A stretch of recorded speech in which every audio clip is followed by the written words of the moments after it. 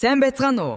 Өнөөдөр бүгдээрээ санхүүгийн системийн 6 чухал үүргийг хялбархан сурцгаая. 1-р хуримтлал үүсгэх. Санхүүгийн систем нь бидэнд мөнгөө өсөх, үр ашигтайгаар хадгалахад тусалдаг. 2-р гүйцэтгэлийг хянах. Зах зээл нь компаниуд хэрхэн ямар үр дүнтэй ажиллаж байгаад байнга хяналт тавьдаг. 3-р төлбөр тооцоо. Дэлхийн хаанаас ч хизээч бараа үйлчилгээний мөнгөө шилжүүлэх боломжийг олгодог.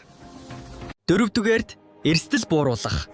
Тодорхой дүрм журам гаргаж хөрөнгөө солонгоруулах замааг биднийг эрсдлээс хамгаалдаг. 5-р үнийн мэдээлэл. Хөрөнгө оруулах зөв шийдвэр гаргахад хэрэгтэй үнийн мэдээлэлээр биднийг үргэлж хангадаг. 6-р зардал бууруулах. Санхүүгийн зөв дэд бүтэц нь бидний гүйлгээ хийхэд гарах нэмэлт зардлыг хэмж өгдөг. Эдгээр 6 үүрэг нь эдийн засгийн эрүүл байлгаж бидний амьдралыг хялбар болгодог. Анхаарал хандуулсанд баярлалаа.